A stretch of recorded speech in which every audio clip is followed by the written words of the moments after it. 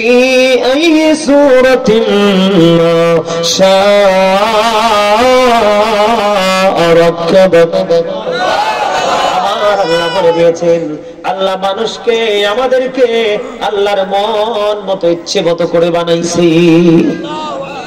Allah created the mind আল্লাহর মন মতো করে আপনাকে আমাকে বানাইছে আমরা কি আল্লাহর মন মতো পথে চলতে পারছি চলতেছি না না না আমার আল্লাহ বলে দিয়েছেন আল্লাহর ইচ্ছে মতো করে আল্লাহর মন মতো করে যেমন কেমন মন মতো করে বন্ধু এটাকে সমর্থন করে সূরা 3 এর মধ্যে আমার আল্লাহ বলে দিয়েছেন লাকাদ খালাকনাল ইনসানা ফি আহসানি তাকবীর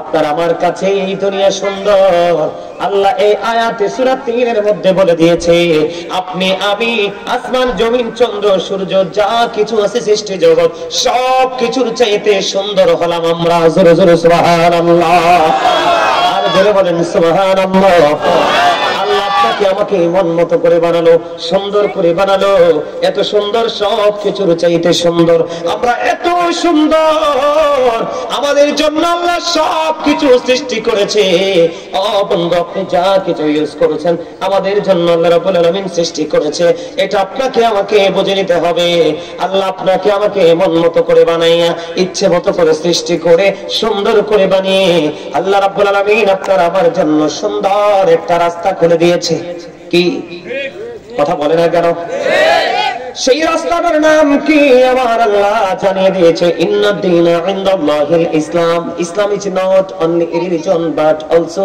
কমপ্লিট কোড অফ লাইফ জোরে জোরে কোন সুবহানাল্লাহ আমার আল্লাহ বলতেছে বন্ধু আমাদের জন্য সুন্দর রাস্তা এই রাস্তার নাম হলো বন্ধু ইসলাম আর ইসলামের মধ্যে আছে আপনার আমার পরিপূর্ণ এবং পূর্ণাঙ্গ জীবন ব্যবস্থা জোরে জোরে সুবহানাল্লাহ এখন আপনি যদি পরিপূর্ণ এবং পূর্ণাঙ্গ জীবন ব্যবস্থাটাকে যদি আপনার হাতের নাগালে পেতে চান তাহলে আপনাকে আমাকে একটা জায়গায় যেতে হবে বন্ধু সেই জায়গাটা কি সেই জায়গাটা হলো আপনার আমার জন্য শ্রেষ্ঠ শিক্ষক হলো মদিনাওয়ালা আর জোরে কম না কেন সুবহানাল্লাহ শ্রেষ্ঠ শিক্ষক কি মদিনাওয়ালা ও বন্ধু মদিনাওয়ালা সম্পর্কে ডক্টর আহমদ পেয়ারা বাগদাদি যিনি বসরা ইউনিভার্সিটির লেকচারার ছিলেন ডক্টর আহমদ পেয়ারা বাগদাদি তিনি বলে দিয়েছেন কেন আপনি আমি মদিনাওয়ালাকে ফলো করতে হবে ও বন্ধু ডক্টর আহমদ পেয়ারা বাগদাদি পীর সাহেব কেবলা বলে দিয়েছেন of all the great religious personalities of all prophet Muhammad রাসূলুল্লাহ সাল্লাল্লাহু আলাইহি ওয়াসাল্লাম ওয়াজ দ্য মোস্ট সাকসেসফুল ও বন্ধু পৃথিবীর বুকে যত নবী রাসূল এসেছে সকল নবী রাসূলের মধ্যে আপনার আমার প্রাণের নবী রাজনীতি থেকে ইমামতি থেকে রাজনীতি প্রত্যেকটা জায়গায় মোস্ট সাকসেসফুল সবচেয়ে সফল আর জোরে বলুন সুবহানাল্লাহ শুধু এখানেই ক্ষান্ত নয় বন্ধু হৃদয়ে জানালা খুলে শোনো আমি কিছুক্ষণের মধ্যে আলোচনাটা ক্লোজ করে দিব একটু হৃদয় খুলে শোনো আমার একটা আলোচনার একটা মূল জায়গা আছে বন্ধু তোমরা সবাইকে বলছি প্রাণটা করে শোনো আমার আল্লাহ আমার নবীকে কত মর্যাদা দিয়েছে কত উচ্চমানের শিক্ষক বানিয়েছে তুমি আমার আপনার উম্মত নয় আমার আপনার নবী নয় তিনি নবীদেরও নবী আমেরিকার গবেষক মাইকেল এইচ হার্ট তিনি বক্তব্য দিয়েছেন the 100 A ranking of the most influential person in the history 100 জন প্রভাবশালীর তালিকা তিনি করলেন ইনফ্লুয়েন্সিয়াল দ্বারা আপনার আমার প্রাণের নবীকে শ্রেষ্ঠ বন্ধু সফল বলে আখ্যায়িত করলেন সবচেয়ে বেশি প্রভাবশালী বলে আখ্যায়িত করলেন সূরা কোন সুবহানাল্লাহ এখন ডক্টর আহমদ পেয়ারা বাগদাদির বক্তব্য আমেরিকার গবেষকের বক্তব্য এটা কতটুকু কোরআন হাদিস সম্মত আমার আল্লাহ রাব্বুল আলামিন কোরআনে কি বলেছেন আমার আল্লাহ কোরআনে বলেছেন মাইয়াতি'ir রাসূলা ফাকাদ আতাল্লাহ আমার আল্লাহ বলেছেন হি হাউ অবিস দা এবস্টেজ অবিস আল্লাহ যে ব্যক্তি রাসূলের নির্দেশ মানলো সে যেন আল্লাহর নির্দেশ মানলো এখানেই শুধু ক্ষান্ত নয় বন্ধু ও বন্ধু ইহুদি খ্রিস্টানের একটা ধর্মগ্রন্থ যেটাকে ইংলিশে বলা হয় the Old Testament ওটা দ্বারা তারা প্রমাণ করতে চেয়েছে he that loveth not knoweth not God for God is সাল্লাম এরা বলতে চেয়েছে, বোঝাতে চেয়েছে যেজন প্রেম করে না সেজন আল্লাহকে জানে না, ফর গড ইজ লাভ, আল্লাহ প্রেম। কিন্তু আমার আল্লাহ ডেকে ডেকে বললেন না না না, তোমাদের মন্তব্য সঠিক না। আল্লাহ বলেছেন সে বলুন ইফ ইউ টু লাভ আল্লাহ, যদি তোমরা আল্লাহকে ভালোবেসে থাকো, ফলো মি মুহাম্মদ সাল্লাল্লাহু আলাইহি ওয়াসাল্লাম, জোরে জোরে বলুন না সুবহানাল্লাহ। ফলো মি মুহাম্মদ সাল্লাল্লাহু আলাইহি ওয়াসাল্লাম, মুহাম্মদ সাল্লাল্লাহু আলাইহি ওয়াসাল্লামের অনুগত হয়ে যাও। আল্লাহ উইল লাভ ইউ, আল্লাহ তোমাদেরকে ভালোবাসবে। এন্ড ফরগিভ ইউর সিনস, আল্লাহ তোমাদের সমস্ত জীবনের গুনাহগুলি maaf করে দিবে। এবার আসেন, আল্লাহ শুধু এখানে ক্ষান্ত নয়, আমার আল্লাহ বলেছেন কুল ইন কুনতুম তুহিব্বুনাল্লাহ ফাত্তাবিউনি ইউহিব্বুকুমুল্লাহু ওয়া ইয়াগফির লাকুম যুনুবাকুম ওয়াল্লাহু গফুরুর রহিম। জোরে জোরে কোন আল্লাহু আকবার। আপনাদের বিশ্বাস হয় কি হয় না আমি জানি না। ও বন্ধু, আপনাদের মন মানসিকতা আমি ভালো দেখতে পাইতাছি না। কেউ হাসতেছে, কেউ বাদাম খাইতেছে, কেউ বুট খাইতেছে। এর কপাল কত পোড়া কপাল, এটির নসিব কত মন্দ, এরা কত স্টুপিড। আমি আল্লাহ আল্লাহ রাসূলকে নিয়ে কথা বলি, ওরা হাসে। আমি আপনাদেরকে বলি, আপনার আমাকে ভালো না লাগতে পারে, এটা কোনো সমস্যা নাই, কিন্তু আমি এসেছি আপনাদেরকে বাঁচানোর জন্য। আপনাদেরকে কেমন করে আমি বাঁচাবো? আপনারা দেখেন কোরআনের সাথে হাদিসের কত মিল। ও বন্ধু, আল্লাহর জবান, আল্লাহর কুদরতি জবান এবং আমার নবীর কুদরতি জবান দুটোটা সেম টু সেম। দেখছেন, একজনে মাত্র সুবহানাল্লাহ বলছে, বাকি তারা অবাক হয়ে আছে। আমার আল্লাহর কথার সাথে নবীর কথার কত মিল। আমার দিকে তাকান, আমি একটা হাদিস শরীফ পড়ি আপনাদের সামনে।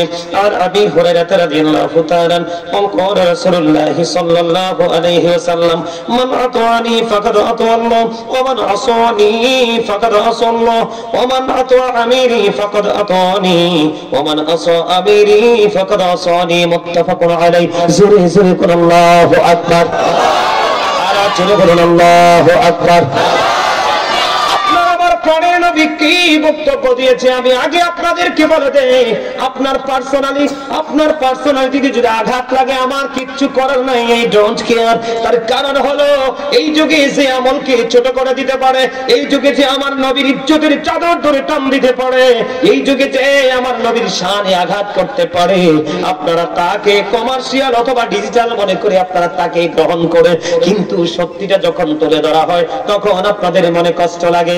আমার নবীকে সম্মান দিলে অনেক বেয়াদব আছে বাংলাদেশে, অনেক মুনাফিক আছে। আমার নবীকে ইজ্জত দিলে তার গায়ে আগুন লাগে। আমার নবীকে অপমান করলে, কেউ যদি প্রতিবাদ করে, নবীকে কষ্ট দিয়েছে তার কোনো আঘাত লাগে না। নবীর অপমানে কেউ যদি প্রতিবাদ করে, তাকে নাস্তানাবুদ করার চেষ্টা করে। ঠিক কিনা বলেন? ইমান নাই, এটার ইমান নাই, এটা পাহাড় পরিমাণ আমল করতে পারবে, কোনো লাভ হবে না। হযরতে আলী রাদিয়াল্লাহু তাআলা আনহু থেকে হাদিস বর্ণিত, আমার নবী যে বলেছেন বিলিভার্স লাভ দ্য প্রফিট। আমার নবী বলেছেন ইমানদারেরা আমি নবীকে ভালোবাসবে, hypocrites don't love the profit. মুনাফিকরা নবীকে ভালোবাসবে না। আমার আল্লাহ বলে দিয়েছেন মুনাফিকরা আমার নবীকে ভালোবাসবে না। আবার আল্লাহ কোরআন দ্বারা প্রমাণ করে দিয়েছেন ইন্নাল মুনাফিকিনা ফি দারকিল আসফালি মিনান নার। আবার আল্লাহ বলে দিয়েছেন the hypocrites will be in the lowest place of hell. মুনাফিকরা জাহান্নামের একবার সর্বনিম্ন স্তরে লোকাল প্লেসে থাকবে। জোরে জোরে কন্যা নাউযুবিল্লাহ। আমার নবীর কথা বললে যে হাসবে, আমার নবীর কথা বললে যে অন্যমনস্ক হবে, আমার নবীর কথা বললে যে ঠাট্টা করবে, তার মতো বেয়াদব, তার মতো ক্যারেক্টারলেস আর কেউ হতে পারে না। তার কারণ হলো বন্ধু, আমার নবীর সাথে বেয়াদবি করেছিলেন ওয়ালিদ বিন মুগীরা। কোরআন শরীফ খুলে দেখেন 29 পারা সূরা কালামের মধ্যে। এটা যদি হাদিস বলতেন জাল বা জয়ীস, ঠিক কিনা বলেন? কিন্তু আল্লাহ কোরআনে বলেছে, আমার নবীর সম্মান বোঝানোর জন্য বলেছি। আমার আপনার প্রাণের নবীর মর্যাদা আমি বুকে হাত দিয়ে সব সময় বলি, I am a successful person. তার কারণ হলো আমি আল্লাহর প্রিয় হাবিবুল্লাহর উম্মত হতে পেরেছি। এটাই হলো আমার সবচেয়ে বড় খুশনসিব। কোরআন শরীফের 29 পারা সূরা কালামের মধ্যে আমার আল্লাহ বলে দিয়েছেন অতুল্লিং বাদা যালিকা জানিম। আল্লাহ বলেছেন with all that he is a bastard. আমার নবীর সাথে বেয়াদবি করেছিলেন ওয়ালিদ বিন মুগীরা। আমার আল্লাহ তাকে 10টা গালি দিয়েছে। 10 নম্বর গালি হলো তুই জারস। এবার বুঝছেন নবীর মর্যাদা কত? কথা কয় না কেন? আবার বুঝছেন? আপনি দুনিয়াতে বেয়াদবি করছেন রাসূলের সঙ্গে, আল্লাহ ঘোষণা আজ থেকে ১,৫০০ বছর আগেই জানিয়ে দিয়েছে তুই ক্যারেক্টারলেস। জোরে জোরে নাউজুবিল্লাহ, আরো জোরে, আরো জোরে। আমি আপনাদেরকে বলে দিতে চাই, কোরআন থেকে দলিল দিয়েছি, আজকে একটু এক্সাম্পল দিব নবীর দুশমনদের কি অবস্থা হয়। কারণ এই জায়গায় আমি কিছু মুনাফিক আমার চোখে দেখতে পেয়েছি, আমার নবীর কথাটা বললে তার মুখে একটা রহস্যের হাসি ফুটে ওঠে। এটা নবীর উম্মত নয়, যেটা নবীর উম্মত হতে পারে না, এটা আমার আল্লাহর বান্দা হতে পারে না। ঠিক কিনা বলা, আরো জোরে বলা। আপনি আমার নবীর শান কমাইবেন কেমনে, আমার নবীর আসমত কমাবেন কেমনে? আমার আল্লাহ কোরআনে বলেছেন ওয়ারাফা'না লাকা যিকরাক। কি কমাইতে পারবে? বাড়াইছে কে? আরে যারা কর না, বাড়াইছে কে? আপনি সলিমউদ্দিনের ফলা কলিমউদ্দিনের না আমার নবীর আপনি স্বীকার না করলে আল্লাহর কিছু যায় আসে না। আপনি কি মনে করছেন আমি আস্তে আস্তে আলোচনার ধারাটা চেঞ্জ করে ফেললাম? আজকে কিছু আমলের কথা বলবো বলেছি ভাবছিলাম, কিন্তু আজকে ইমানের কথা বলবো, কারণ আপনার ইমান আগে তারপরে আমল। আপনার যদি ইমান ঠিক থাকে অল্প আমল দিয়ে আপনি জান্নাতে যেতে পারবেন। কথা বলে না কেন? আমি আপনাদেরকে বলি যে হাদিস শরীফটা বন্ধ, আমি বলতে চাই আপনারা একটু খেয়াল করেন। হযরত আবু হুরায়রা রাদিয়াল্লাহু তাআলা আনহু থেকে হাদিস বর্ণিত, আমার আপনার প্রাণের নবী তিনি কি বক্তব্য দিয়েছে? আমার নবী বলেছেন মান আতাআনি ফাকাদ আতা আল্লাহ, যেই ব্যক্তি আমার অনুগত করে সে আল্লাহর অনুগত করলো। কি কি বুঝতে পারলেন? কি রাসূল কি কয়? যেই ব্যক্তি আমার নবীর অনুগত করলো, নবীকে মান্য করলো, সে যেন আল্লাহকে মানলো, আল্লাহর অনুগত করলো। সুরজুল কন্যা সুবহানাল্লাহ। এবার আমার নবীজি বলেছেন ওমান আসানি ফাকাদ আসাল্লাহ, আমার নবী বলেছেন যে ব্যক্তি আমার অবাধ্য করলো সে যেন আল্লাহর অবাধ্য করলো। কি বুঝতে পারছে? নবীকে মানলে আল্লাহ মানা হয়ে যায়, নবীকে ইজ্জত দিলে আল্লাহর ইজ্জত দেওয়া হয়ে যায়, নবীর হুকুম মানলে আল্লাহর হুকুম মানা হয়ে যায়, নবীর অর্ডার মানলে আল্লাহর অর্ডার মানা হয়ে যায়। কারণ আমার নবীর অর্ডার গুলো আমার আল্লাহর অর্ডার গুলো আল্লাহর প্রিয় হাবিবুল্লাহর মাধ্যমে আপনার আমার কাছে আসছে। কথা কয় না কেন? ওই দেখেন আমার চাচা কেমনে আসে, এটা সত্যিকারের রাসূল প্রেমিক, এই জন্য এটা হাসে। কারণ যে যারে, আমার একটা গজল আছে, যে যাকে ভালোবাসে আগমনে তার হৃদয়ে হাসে, নবীজিরা আগমনে আনন্দ মিছিল, ঈদ মিলাদুন নবীর মাহফিল আছে, ঈদ মিলাদুন নবীর মাহফিল।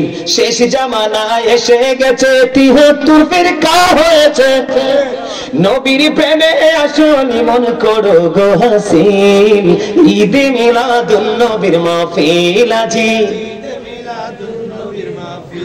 নাকি খুশির মাহফিল না আজকে? আনন্দের মাহফিল না? ঈদ কইলেও তো অনেকে পায়জামা গরম হয়ে যায়। এই বেকুবে ঈদ শব্দের অর্থ বুঝে না, তো এটাকে দোষ আমরা? কথা বল না জামাই, কি মজা দেখেন না নবীর প্রেম, আমার রাসূলের মর্যাদা কত দেখেন না। নবীকে মানলে আল্লাহ মানা হয়, নবীকে অমান্য করলে আল্লাহর অমান্য। এটা হলো ফার্স্ট স্টেজ। কি ফার্স্ট স্টেজ? সেকেন্ড স্টেজে আসেন, আমার নবীর মর্যাদা বাড়াই দিছে আমার আল্লাহ কেমন করে।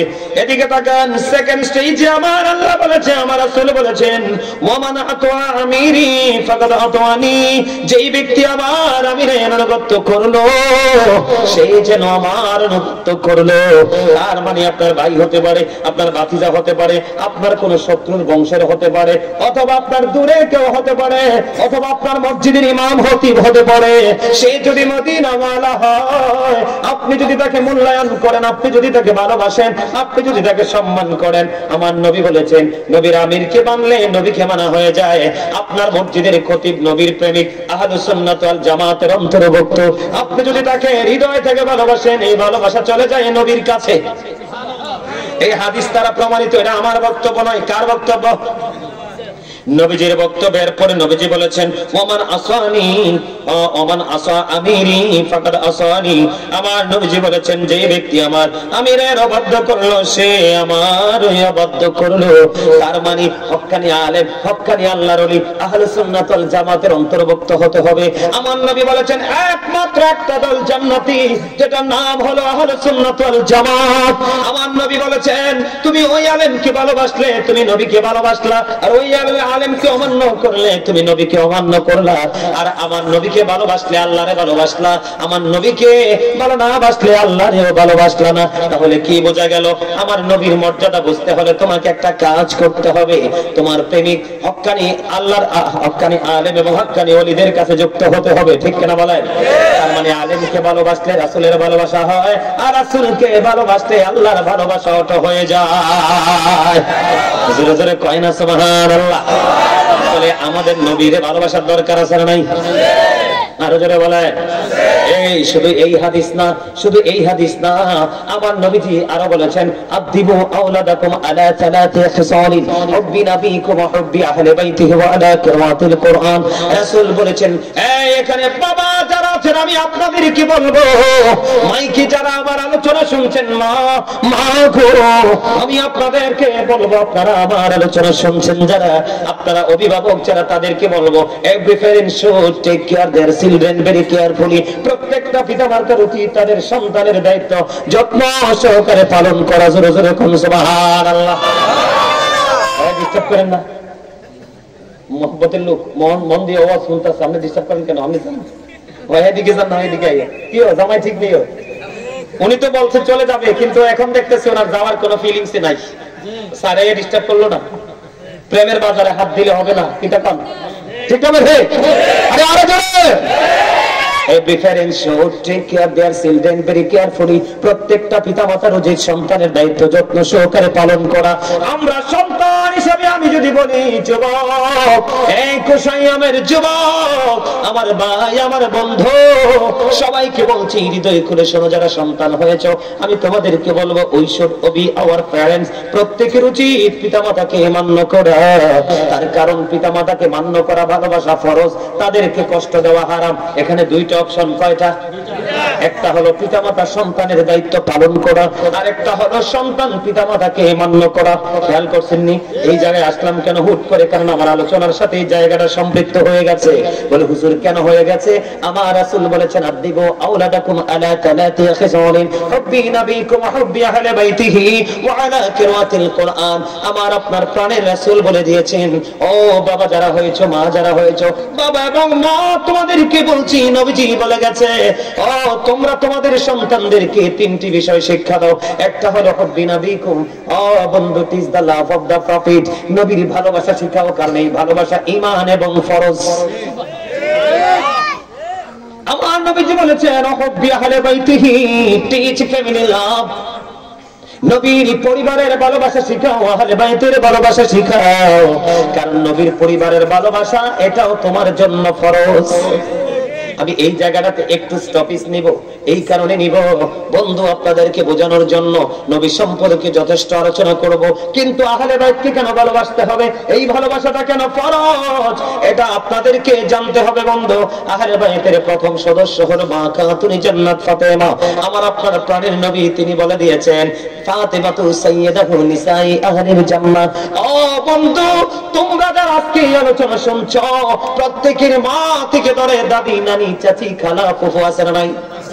আমি তোমাদেরকে আজকে বলে দেই, তোমরা মেসেজটা রেকর্ড করে কাউন্টিং করে বাড়ি নিয়ে যাও। আমার নবীজি বলেছেন ফাতেমাতু সাইয়্যিদাতু নিসাই আহলিল জান্নাহ। আমার প্রাণের নবীজি বলে দিয়েছেন mother Fatema is the leader of females in জান্নাহ। ও বন্ধু আহলে বাইতের প্রথম সদস্য মা খাতুনে জান্নাত ফাতেমা সম্পর্কে আমার আপনার প্রাণের নবী তিনি চমৎকার ভাবে বলে দিয়েছেন, ও বন্ধু পৃথিবীতে যত মুমিন আছে, নারী আছে, প্রত্যেকটা মুমিনাদের জান্নাতে সরদারিনী হবে মা খাতুনে জান্নাত ফাতেমা। তাহলে আমাদের মা বোনদের নেত্রী যিনি হবে ওই জান্নাতে, তাকে ভালোবাসা আমাদের জন্য ফরজ। সুবহানাল্লাহ কয়টা? আর একটু মহব্বতে। এরপরে সেকেন্ড সদস্য মা ফাতেমার বিয়ে হয়েছে কার সাথে? হযরতে আলী। আমার নবীজি বলেছেন আনা মাদিনাতুল ইলমি ওয়া আলিউন বাবুহা। আমার নবীজি বলেছেন I am a city of education, the gate of that city is Ali. আমার নবীজি বলেছেন আমি হলাম শিক্ষার শহর, আর সেই শহরের দরজা হলো আমার আলী। তার মানে তোমরা যদি আলীকে ফলো করতে পারো, আলী হলো দরজা, আলীকে যদি ফলো করো, আমার নবীর আদর্শ পুরোটাই তোমার কলবে চলে আসবে। এই পৃথিবীতে অন্ধকার নামক শব্দ থাকবে না। এই আলীকে ভালোবাসা ফরজ। সুবহানাল্লাহ কয় না? আরো জোরে। আর একটু মহব্বতে। এবার মা ফাতেমা এবং আলীর দুইটা কলিজার টুকরা আছে, নাম জানেননি? হযরতে হাসান এবং হুসাইন রাদিয়াল্লাহু তাআলা আনহু। আমার নবীজি বলেছে, বন্ধু হুমা রাইহানাইয়া মিনাদ দুনিয়া। ইমাম হাসান হুসাইন দুনিয়ায় নবীজি বলেছে আমার দুইটা ফুল। Imam Hasan and Hussain to my flower in the world. নবীজি বলেছেন ইমাম হাসান হুসাইন দুই ভাই, দুনিয়ায় আমার নবীর দুইটা ফুল। ও কুসাইয়ামের যুবক, কিছু কিছু যুবকের দিকে আমি তাকিয়ে দেখি, পরক্ষীণ দৃষ্টি দিয়ে আমার দিকে তাকিয়ে আছো, আমার কথাগুলো শুনতে আছো। আমি তোমাদেরকে বলবো যুবক, আমি তোমাদেরকে খুশি করার জন্য বলছি না, একেবারে সত্য যেটাকে আমি ফাইন্ড আউট করে দিচ্ছি তোমাদেরকে, তোমরা কাউন্টিং করে নাও। যুবক, তোমরা যারা হৃদয় উজাড় করে আলোচনা শুনছো, প্রেমের দরিয়ায় তোমরা সাঁতার দিয়েছো, তোমাদের জন্য গুড নিউজ আমার নবী দিয়েছে। আমার নবী বলেছেন আল হাসান ওয়াল হুসাইন সাইয়্যিদা শাবাবি আহলিল জান্নাহ। আমার আপনার প্রাণের নবী তিনি বলেছেন Imam Hasan and Hussain are the leader of younger people in Jannah. এই যুবক, তোমাদের টেনশন করার দরকার নেই। আমার নবী না, শুধু আমার নবী না, নবীর কলিজার টুকরা ইমাম হাসান হুসাইন দুই ভাই জান্নাতে তোমাদের লিডার হয়ে যাবে। তাহলে ইমাম হাসানকে ভালোবাসা ফরজ কিনা? আরো জোরে। এরপরে নবীজি 3 নম্বরে বলেছেন আলা কিরাতুল কোরআন। রাসূল বলেছেন লা টু রিসাইট দ্য হোলি কোরআন। তোমরা তোমাদের সন্তানদেরকে কোরআন তেলাওয়াত শেখাও। আমি তোমাদেরকে বলি, হাসান হুসাইনকে আমার আল্লাহ কত বেশি ভালোবাসে বন্ধু, একটুখানি হৃদয় দিয়ে তোমরা শোনো। ছোট্ট একটা এক্সাম্পল, আমি একটা বা দুইটা এক্সাম্পল দেই, তোমরা সবাই শোনো বন্ধু, আমার দিকে তোমরা তাকাও। একদিনে গ্রাম্য লোক মনে মনে নিয়ত করলেন যে রাসূলের দরবারে একটা হরিণ আমি উপহার দিব। কি দিব? একটা হরিণ আমি উপহার দিব। বন্ধু, তিনি যেমন করে বলেছেন ঠিক তেমন করে একটা হরিণ ধরে নিয়ে রাসূলের দরবারে নিয়ে আসলেন। রাসূলের কলিজার টুকরা বন্ধু হাসান রাদিয়াল্লাহু তাআলা আনহুকে দিয়ে দিলেন। যখন দিয়ে দিলেন, হুসাইন এই দৃশ্যটা দেখতে পাইলেন। হুসাইন এই দৃশ্যটা দেখার পরে এবার আমার নবীজিকে একটা ডাক দিয়ে বললেন, নানা গো, ভাইয়াকে তুমি হরিণ দিয়েছো, কত সুন্দর, আমাকেও একটা হরিণ দিতে হবে। কিন্তু আমার নবীজির কাছে আসছে তো একটা, কয়টা? ইমাম হুসাইন চাইতে দেরি রে। আমার নবীজি সামনের দিকে তাকায় দেখে, বন্ধু, একটা বড় হরিণী আর একটা বাচ্চা হরিণ দৌড়ে আসছে। আসার পরে নবীজির সামনে যখন চলে আসলো, আসার পরে হরিণীর জবান খুলে গেল। এবার ওই হরিণীর জবান খুলে গেল। এবার হরিণী নবীজিকে দেখে দেখে বললেন, ইয়া রাসূলুল্লাহ, ইয়া হাবিবাল্লাহ, নবী গো, প্রাণের নবী, কিছুক্ষণ আগে গ্রাম্য লোক আপনার কাছে যে হরিণটা দিয়ে গেল উপহার হিসাবে, ওই হরিণীর মা হলাম আমি। আমার দুইটা বাচ্চা। কয়টা? আমার দুইটা বাচ্চা। একটা আপনি আপনার কলিজার টুকরা হাসানকে দিয়ে দিয়েছেন আমি মা হয়ে, আরেকটা বাচ্চা আমি আপনি নবীকে দিয়ে দিলাম আপনার কলিজার টুকরা হুসাইনের জন্য। জোরে জোরে বলুন না সুবহানাল্লাহ। কুসাইয়ামের মানুষ, আপনারা সবাই জানেন যে পৃথিবীতে কেউ আপন শক্তিতে চলতে পারে না। মালিক যদি শক্তি দেয় চলতে পারে, মালিক যদি পাওয়ার দেয় পাওয়ারফুল হতে পারে। তাহলে আপনারা বলেন এই হরিণ কি নিজের ইচ্ছায় আসছে না, আমার আল্লাহ পাঠাইছে? আরো জোরে বলেন। তাহলে আহলে বাইতের মর্যাদা আছে না নাই? আরো জোরে বলেন, আছে না নাই? ছোট্ট আর একটা মজার এক্সাম্পল আমি আপনাদেরকে দেই। ছোট্ট ছেলে হুসাইন একদিন বন্ধু খেলতে মন চেয়েছে, ছোট্ট কিশোর বয়স, খেলার সময় খেলতে যখন যায়, খেলতে যাওয়ার সময় এবার কি করলেন, মা খাতুনে জান্নাত ফাতেমার গলাটা জড়ায়া ধরলেন। ধরে বলতেছেন, মা গো, আমি আজকে খেলতে যাই, আমি খেলা শেষ করে আসার পরে আমাকে আপনি আপেল দিতে হবে। মা খাতুনে জান্নাত কোনো কিছু চিন্তা করলেন না, কোনো কিছু বন্ধু চিন্তা করলো না, কোনো কিছু চিন্তা ছাড়াই বলে দিলেন, বাবা যাও যাও যাও, খেলা শেষ করে আসো, আসলে আমি মা তোমাকে আপেল খাওয়াবো। এই কথা বলার পরে ইমাম হুসাইন খুশিতে আনন্দে চলে গেলেন খেলতে বন্ধুদের সাথে। কিন্তু হুসাইন যখন চলে গেল বন্ধু, মা ফাতেমার ললাটে ঘাম দেখা যায়। কি দেখা যায়? মা ফাতেমার ললাটে ঘাম। বলে হুজুর কেন গো, মা ফাতেমার ললাটে কেন ঘাম চলে আসলো? এটার কারণ হলো মা খাতুনে জান্নাত, তিনি তো জান্নাতের সরদারিনী। সুবহানাল্লাহ বলেন না? তিনি কেমন খাতুনে জান্নাত ফাতেমা, ওনার মর্যাদা কত, ওনার দাম কত। আপনারা যারা মদিনায় গিয়েছেন আপনারা দেখেছেন, মা ফাতেমার ঘর থেকে আমার নবীর রওজা বেশি দূরে না। গেছেন নি মদিনায়? আমি বন্ধু এগুলো বিচরণ করে আসলাম, ওই যে কিতাব থেকে যা সংগ্রহ করলাম, কিতাবের সাথে ওখানে গিয়ে দেখলাম বাস্তবে মিলে গেল। আপনারা জানেন না, আপনার মেয়ে বাবার বাড়ি যাবে, গাড়ি খুঁজে পান না, 2 ঘন্টা 3 ঘন্টা দেরি হয়ে যায়। একদিন মা খাতুনে জান্নাত আমার আপনার প্রাণের নবীজির কাছে যাবে। মা ফাতেমা চিন্তা করে হঠাৎ করে ওঠ একটা এসে মা ফাতেমার কাছে মাথাটা নিচু করে বলল, ওগো প্রাণের নবীজির জননী, উম্মে হাবিবা বলে ডাকতেন আমার নবী। মা খাতুনে জান্নাত ফাতেমাকে বললেন, রাসূলের কন্যা, তুমি জান্নাতের সরদারিনী, তুমি আসো, তোমাকে আমি তোমার বাবার কাছে পৌঁছে দিই। জোরে জোরে কন্যা সুবহানাল্লাহ। তাহলে মর্যাদা আছে না নাই? কোরআন এবং হাদিস থেকে প্রমাণিত বন্ধু। ওনার ললাটে ঘাম চলে আসলো। আমি তো রাসূলের কলিজার টুকরা, আমি তো খাতুনে জান্নাত ফাতেমা। আমি আমার সন্তানকে বলে দিলাম আমি আপেল খাওয়াবো, কিন্তু মদিনার কোথাও তো এখন আপেল নাই, আমি কি করব? এই চিন্তাটা আসতে দেরি মা ফাতেমার ললাটে ঘাম শুরু হয়ে গেল। এবার বন্ধু কোনো কিছু বুঝতে না পেরে জলদি চলে গেলেন আমার আপনার প্রাণের নবীর কাছে।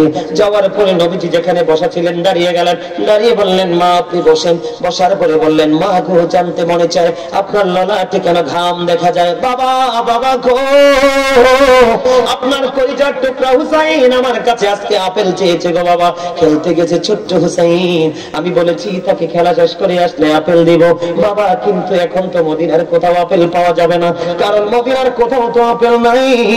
আমি এখন কি করব? আমার নবীজির কাছে বলতে দেরি। এবার চাইয়া দেখলেন জিবরাইল, দেখতে বন্ধু দুনিয়ার আপেলের মতো, কালারটাও দুনিয়ার আপেলের মতো, এমন একটা আপেল নিয়ে আমার নবীর হুজরায় জিবরাইল হাজির। জোরে জোরে কন্যা সুবহানাল্লাহ, আর জোরে বলেন না সুবহানাল্লাহ। হাজির যখন হয়ে গেল, আবার জিবরিল বললেন, ইয়া রাসূলুল্লাহ, ইয়া হাবিবাল্লাহ, নবী গো, আমার 2টা বাটি লাগবে, একটা চাকু লাগবে। এবার কি করলেন? মা আয়েশা রাদিয়াল্লাহু, মা আয়েশা সিদ্দিকা রাদিয়াল্লাহু তাআলা আনহার ঘর থেকে 2টা বাটি আনা হলো এবং বন্ধু একটা চাকু আনা হলো। আনার পরে বন্ধু জিবরাইল কি করলেন? আপেলটাকে অর্ধেক করে একটা বাটির মধ্যে অর্ধেকটা রাইখা আরেকটা দিয়ে ঢেকে দিল, আর অর্ধাংশ প্রাণের নবীজির হাত মোবারকে তুলে দিল। দিতে দিতে আর বলে গেল, ইয়া রাসূলুল্লাহ, নবী গো, আজকে আপেলটা সবাই মিলে খাবেন, আর বাকি যে অর্ধেকটা আপেল এইটাকে নবীজি বলেছেন ঢেকে রাখতে। ও বন্ধু, আমার মা ফাতেমা চলে গেল।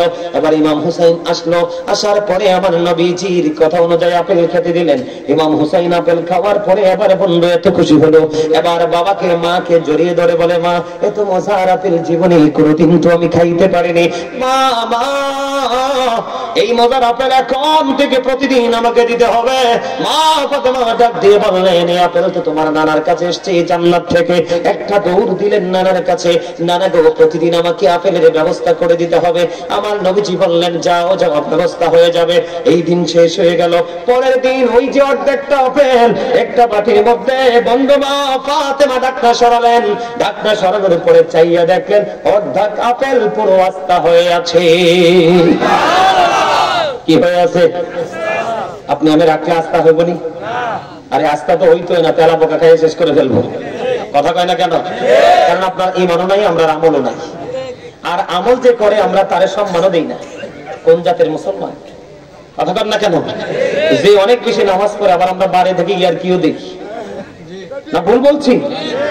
হ্যাঁ, আমাদের পর কতটুকু করতে আমরা এমন নষ্ট মুসলমান, এত সুস্বাদু খাবার পেটের সামনে, পেটের খিদায় মরে যাচ্ছি, খেতে পারি না, ডাক্তার নিষেধ করেছে, কারণ ডায়াবেটিস। বুঝেন নাই?